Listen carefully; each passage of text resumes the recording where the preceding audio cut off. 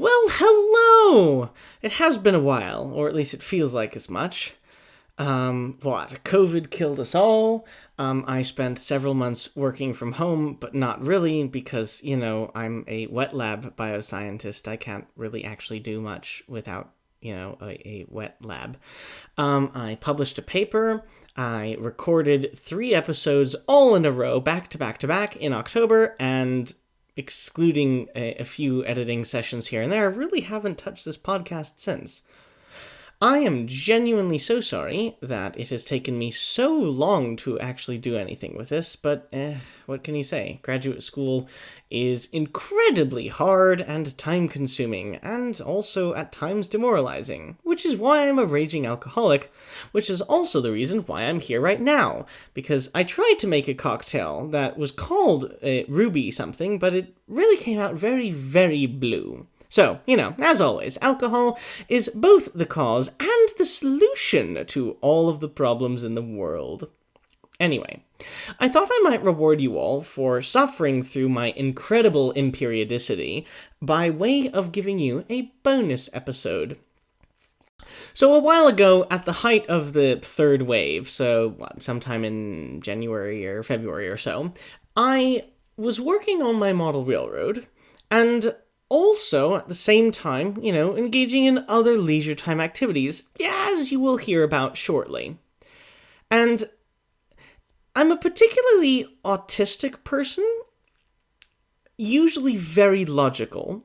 That's the very reason why I made this podcast in the format that I do. I analyze things, and I provide them in very succinct puncta of intensely important information.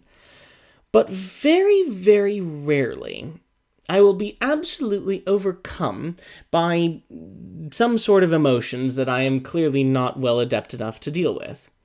So sometimes what I have to do, just to get these thoughts out of my head, is to, journal. Write them down. Get them out of my head in order to move on with my life. So about every 3 or 4 months or so, I just write something down. And as it so happened, this time, it happened to be on the subject of model railroading. I genuinely had nothing intended for this essay. I submitted it to Model Railroad magazine just for the hell of it, not actually expecting them to accept it, and lo and behold, they didn't. Boomers.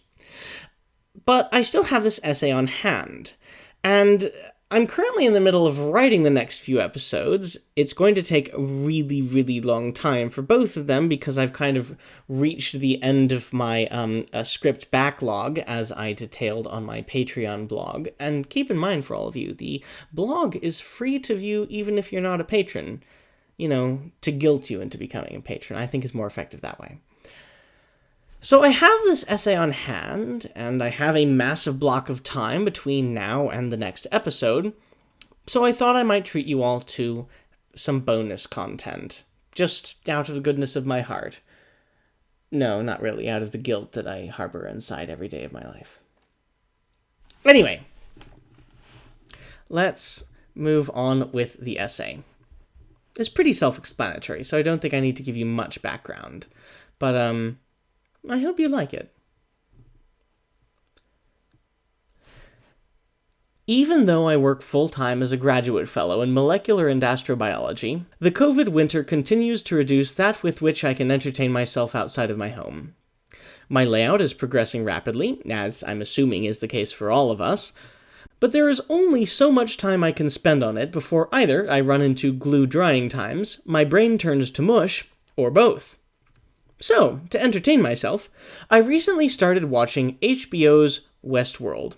For those whom are unfamiliar, Westworld follows a gently megalomaniacal, futuristic, John Hammond-like entrepreneur creating a no-consequences, Western-themed immersive vacation as a way to tackle hard questions about artificial intelligence and the ethical quandaries that arise from unconscious robots gaining consciousness to realize they are held as a slave class. What sets the show apart is that all levels of the production, from the acting and script writing to the set design and cinematography, are exquisitely tasteful and sophisticated, making you ultimately root for both sides with equal fervor. There are so many levels of the show that relate to model railroading. Not only is the story about creating a world, the very nature of television means that the showrunners created a world to tell the story about creating a world. We, as modelers, do much the same. On a micro level, we try to make accurate, scale representations of specific structures or scenes. The way we make these is confined by our tools, but admittedly, we have perfected injection molding, model carpentry, and 3D printing enough such that we are seldomly limited in our quest to do so. But if we shift ourselves to a higher perspective, the scientific term would be the MIDI level, we string together our buildings and towns, layout design elements, lest I be remiss to call them, to create the impression of the larger railroad they are a part of. Here, we are much more restricted. To be sure, we as a species still have the tools to dramatically expand our basements or reposition the water heater, but many of us lack the gumption, or foolhardiness, to commit such brazen and unnecessary acts in the name of leisure. As such, our attempt to holistically represent a railroad is much more artistic and abstract. We cannot recapitulate every scale route mile, nor would we want to. So we brush broad strokes of towns and wilderness to give the impression of what our railroad was. However, if we zoom out even further, the macro-level view beguiles this very process. A model railroad is never a soulless optimization of a particular space, but rather reflective of our choices for the space's utilization. We've all done this before. When giving a tour of our layouts, we're not impartial docents describing the history of the railroad. We're artists describing our take on it, sharing what we were going for in this scene, how we were gifted that freight car, why we decided to put a town on one wall instead of another. A model railroad is so much more than the sum of its parts. It's a story, because the way in which those parts are summated has just as much meaning. For over a decade, I've been an on and off journalist for the hobby. My current and longest running project is the Beginner's Guide to Model Railroading podcast. Shameless plug. From my first efforts at an ill-conceived YouTube channel, no plug, it's embarrassing, to being a trained museum docent, to even my professional life, I am continually reminded of the pivotal importance of a good narrative. We all love trains, right? But don't we equally hate it when we go to a railroad museum and find a docent droning on about irrelevant details? Not only does it do a disservice to the hobby's public image, it's personally unenjoyable. The way to engage people is with an enthusiastically delivered tale. Don't just tell me that a locomotive is an SD40-2. There's a story in the -2. It's not just a number, it indicates that the unit was rebuilt. Tell me why. This is how you can make absolutely anything at all interesting, I promise. Shout out to the National Watch and Clock Museum. Building a good model railroad similarly requires narrative. I almost prefer the old-fashioned term for a layout, a pike, because that implies more of the cutesy artistic license imbued in even the most photorealistic layouts. The difference between the inimitable Mr. Soborg and someone with a train set on a wooden board is, to be sure, found in techniques and diligence, but that can be improved in anybody with enough time. I'd argue that the difference is just as much due to a sense of storytelling.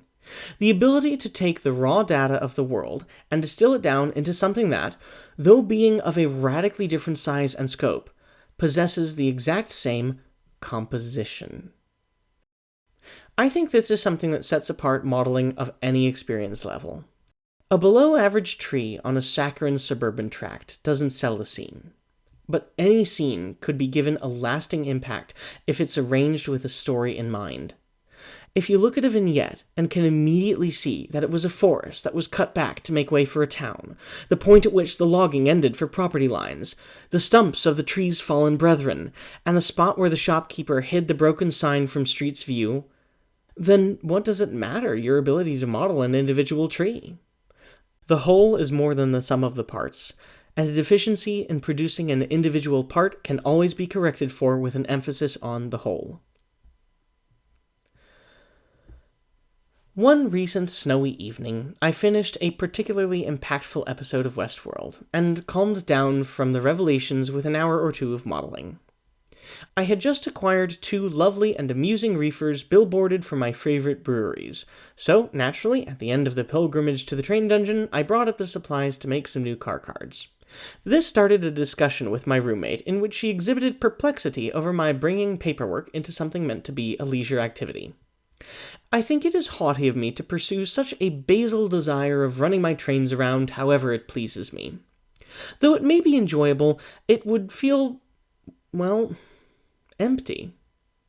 However, if I fill out car cards and act like the railroad is a representation of a world unto itself, then all of the stories I wove into my pike, from its representation of a prototype to the arrangement of towns and industries to the in-jokes I write in the waybills, start to interact with each other in a way that could never be orchestrated or comprehensively understood by my mind alone, despite all of the stories being of my own creation.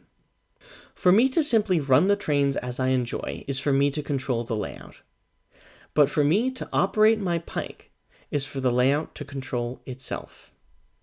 In the same vein as Westworld, I can think of no better a definition for something to come alive. G4 is a 25-year-old PhD candidate at the Pennsylvania State University, is an active member of their Model Railroad Club, and models the Altoona and Beech Creek of the 1890s in ON30 almost exclusively for its acronymization to A and BC. G4 is also an avid social justice advocate and ruthless dictator of the sovereign and independent nation-state of Natanistan, a country which seceded from the United States under the promise of, quote, building a wall and making America pay for it, unquote, oddly enough the invoices for which remain unpaid.